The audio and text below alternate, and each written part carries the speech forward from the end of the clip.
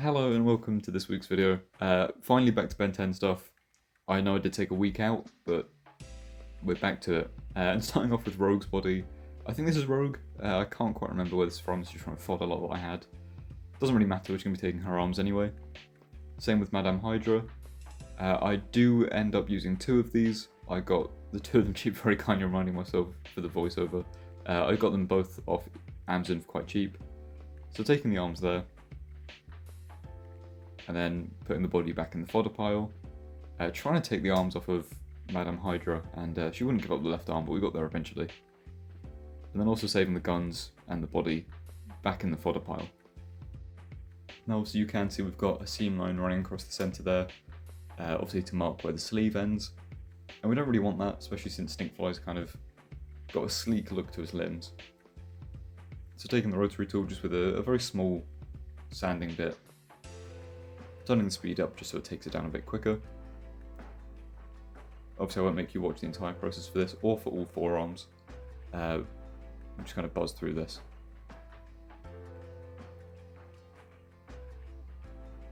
You can also see I nicked the forearm a few times with the actual grip bit that was spinning on the rotary tool. And it turns out we could have just left that part out entirely because I end up putting a big sanding drum to try and remove the musculature of the arm down, which kind of defeats the whole purpose of removing the seam line so delicately. But also trying to get the disc hinge a little bit there, just so the paint will adhere to it a little bit nicer. And doing the same for the other arm. And I'll only show you for two reasons. Number one, I think watching all four would be boring, and number two, I've already done the other two.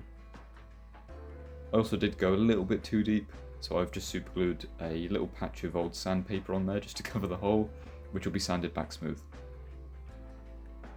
Then using some sanding grit sponge, just to kind of reduce the scar lines, which you can see here. There's some nice big gouges from that rotary tool. Should really invest in some higher grit sanding drums. But there you can see it smoothed out relatively nicely. And with those two done, we now have four done. Now some people would call that a waste of two figures, but I'll probably be repurposing the bodies anyway, so not that big of a waste. Now using some green stuff, I tend to cut the middle where the actual blue and yellow meet, just so I don't have to worry about any like pre-cured bits in the middle. But mixing that up, and it did go quite lumpy, which is unusual. But you can see I've just sculpted his weird like claw feet.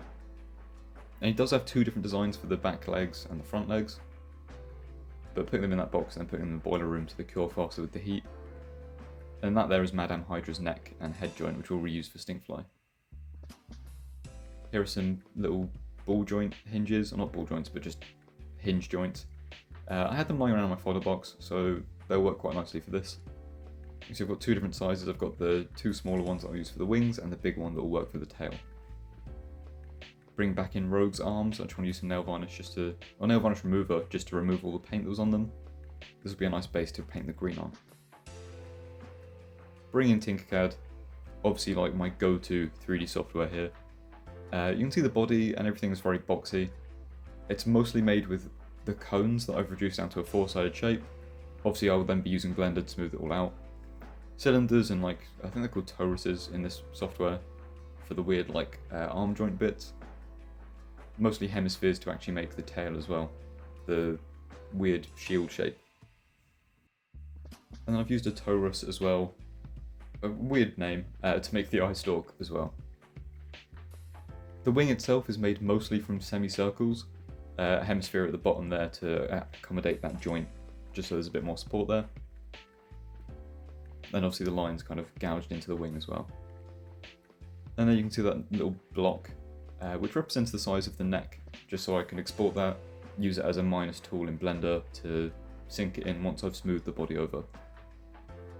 In Blender I did obviously make the head as well, and this is actually Forearm's head that I completely remodeled, smoothed over, resculpted, added the eye stalks, just because it was a fairly decent base to use. It also helped they had the eye stalks in that software already from making stink arms, which you can see in the back left as well. which I'll do in a YouTube short. I haven't painted all the stuff, so it's not quite ready yet. You can see all the smoothed over body, the smoothed over tail, and the little crook that I put in the tail at the bottom, as well as the neck hole that I was talking about at the front. And then now in center screen are his hands. These are just Accelerate's hands that I repurposed and obviously put the bends in and kind of moved around a little bit just to look more like Stinkflies. Now bringing in the magnets, which are going to sink into these Stinkfly eyes. Multiple reasons, this kind of gives a separate line for where the eyeball would be.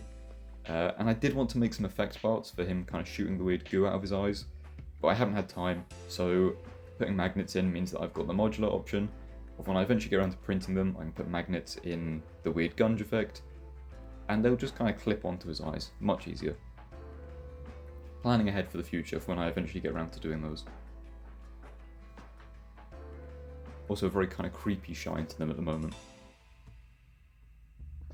Now in terms of paints, before we get into any of the painting, because it's like one of the main questions I get asked, here they all are, these are all the paints, you'll know them when you see them. The only thing I will point out is the grey and the white are for the Omnitrix. And that's it. That's all you really need to know. You'll see the rest when you see them. I did also use the high coat matte lacquer to paint the entire figure just to give it a protective seal. But I think that's the only paint I'm actually missing here.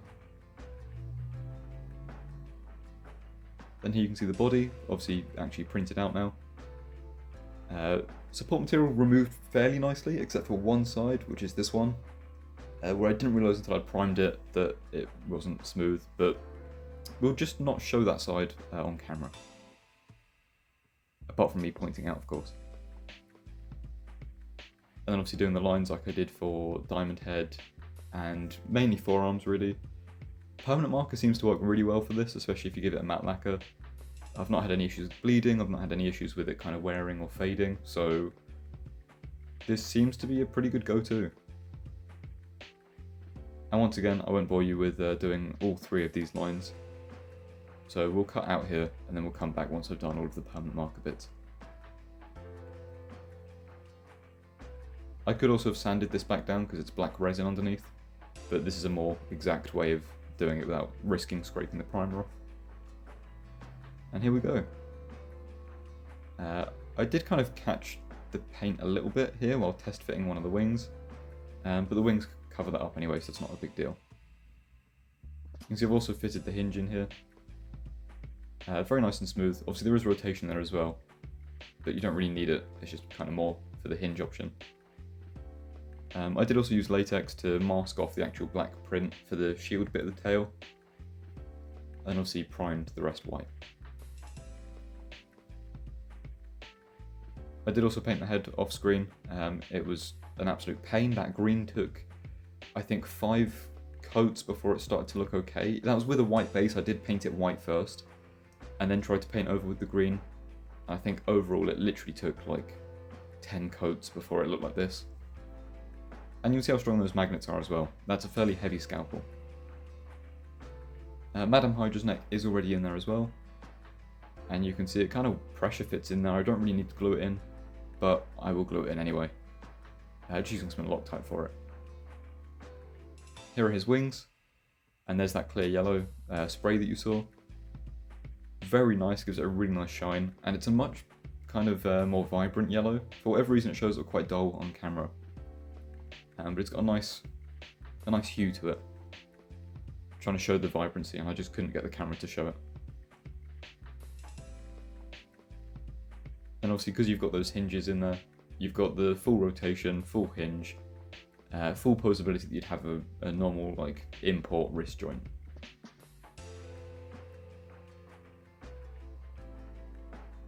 And now adding his legs on, which again painted off screen.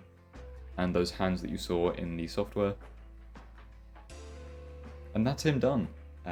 He's maybe not the most perfect of figures. Obviously he's not got a diaphragm crunch, which I originally thought of doing. I wanted a diaphragm joint in there originally. But having a square body makes that very difficult. But I think looks wise, he's come out very close to how I expected him to. I think his shoulders and like his hips, I suppose, anywhere where like his limbs plug in, I think sit out a slight bit too far. But when he's posed up, it's not too noticeable. I think maybe his shoulders are a little bit too low from his head as well. But overall, very happy with how this guy came out. And for a character that's going to be posed flying most of the time, he works very, very nicely. Now you can see the imperfections in mostly his hind legs. His front arms are fairly fine. His back legs have a couple of issues with sanding finish and paint thickness. Like I said, that green paint is surprisingly thin and transparent, which I wouldn't have expected for such a dark paint. Yeah, it doesn't seem to do coverage very well. But overall, very, very happy with how this has come out. And it's one step closer to having all 10. We're now at 7, which means there is only 3 left to go.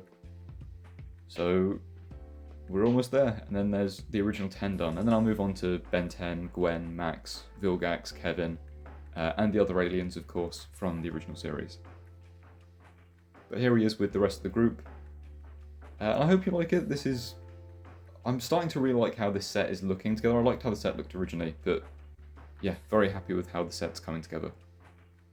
But thank you all so much for watching. Let me know what you think in the comments, and I'll see you in next week's video, which, who knows what it is.